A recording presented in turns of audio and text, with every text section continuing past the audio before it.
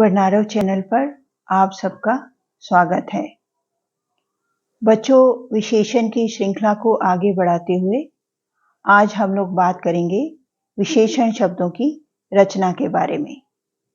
जैसा कि आप सब जानते ही होंगे कि कुछ विशेषणों की उत्पत्ति तो अपने मूल रूप में ही होती है, यानी उनकी रचना आरंभ से ही विशेषण के रूप में हुई थी। जैसे छोटा, बड़ा, लंबा, ऊंचा, काला, पीला, सुंदर वगैरह वगैरह। जबकि कुछ विशेषणों की रचना हम लोग स्वयं करते हैं। कैसे? संज्ञा, सर्वनाम, क्रिया या कुछ अव्यय शब्दों के आगे पीछे उपसर्ग और प्रत्यय लगाकर। तो चलिए सबसे पहले हम लोग विशेषणों की रचना करते हैं संज्ञा शब्दों की सहायता से। पहला संज्ञा शब्द है इतिहास। इसके अंत में इक प्रत्यय लगा तो विशेषण बन गया ऐतिहासिक। इसी प्रकार रोग शब्द के अंत में ई प्रत्यय लगा तो विशेषण बना रोगी। बच्चा संज्ञा शब्द के पीछे काना या कानी लिंग के अनुसार लगाने पर विशेषण बना बचकाना या बचकानी। श्रद्धा के अंत में आलू प्रत्यय लगा। आलू ये खाने वाला आलू नहीं है, ये खाने वाले आलू के अंत में बड़ा ऊ लगता है ल में, तो ये प्रत्यय है। इसके श्रद्धा के अंत में लगने से शब्द बना विशेषण श्रद्धालु। कीर्ति के अंत में मान प्रत्यय लगा तो विशेषण बन गया कीर्तिमान। सूरत शब्द के आरंभ में बद उपसर्ग लगा तो विशेषण बन गया बदसूरत। स्थान के अंत में ईया प्रत्यय तो स्थानीय बन गया। कुल के अंत में ईन प्रत्यय लगा, कुलीन विशेषण बन गया। अंक के अंत में इत प्रत्यय लगा तो विशेषण बन गया अंकित। और संसार के अंत में इक प्रत्यय लगा तो विशेषण बन गया सांसारिक। इसी प्रकार अन्य अनेक ऐसे संज्ञा शब्द हो सकते हैं जिनके आगे पीछे उपसर्ग या प्रत्यय लगाकर हम लोग विशेषण शब्दों का निर्माण कर सकते हैं। बच्चों, कुछ सर्वनाम शब्दों से भी विशेषण शब्दों की रचना की जा सकती है।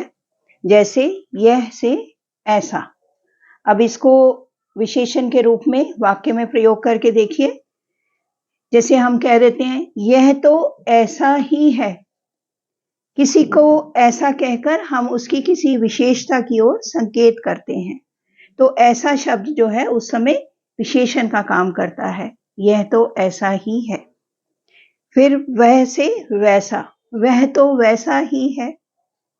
जो से जैसा। जो जैसा है उसे वैसा ही रहने दो, तो जो से जैसा, कौन से कैसा, तुम से तुम सा या तुम्हारे जैसा, मैं से मुझ सा या मेरे जैसा, और निज से निजी। निजी मतलब जो अपने से संबंधित होती है, जो भी।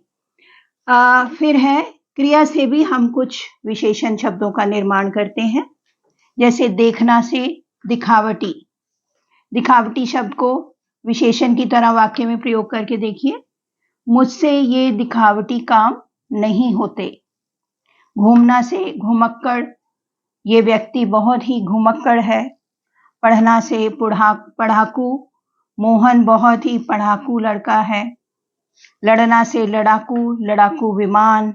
उपासना से उपास्य। उपास्य विधि। पूजना से पूजनीय। राम हमारे लिए पूजनीय है। आराधना से आराध्य। हिंदी के 8 शब्द भेदों में जैसा कि आपको मालूम ही होगा कि 4 विकारी और 4 अविकारी शब्द होते हैं, जिनको अव्यय भी कहा जाता है। इनमें कुछ अविकारी शब्द ऐसे हैं जो क्रिया विशेषण के साथ साथ संबंध बोधक अव्ययों के रूप में भी प्रयोग होते हैं। ऐसे कुछ अव्ययों से ही विशेषण भी बनाए जा सकते हैं, जैसे आगे से अगला, पीछे से पिछला, ऊपर से ऊपरी, नीचे से निचला, बाहर से बाहरी, भीतर से भीतरी। इसमें से किसी एक, जैसे ऊपरी से हम लोग विशेषण बना सकते हैं। ऊपरी मंजिल को हमने किराए पर दे रखा है। तो इसी तरह सभी विशेषणों से आप लोग वाक्य बनाकर इसकी पुष्टि कर सकते हैं। तो बच्चों, देखा आपने, सभी विशेषण हमें बने बनाए ही नहीं मिलते।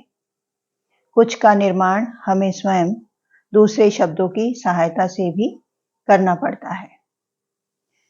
तो विशेषण विषय को यहीं पर समाप्त करते हुए अब मैं आपसे एक और ज़रूरी बात कहना चाहती हूँ। वो ये कि वर्नारव चैनल को सब्सक्राइब अवश्य कर दें। धन्यवाद। जय हिंद।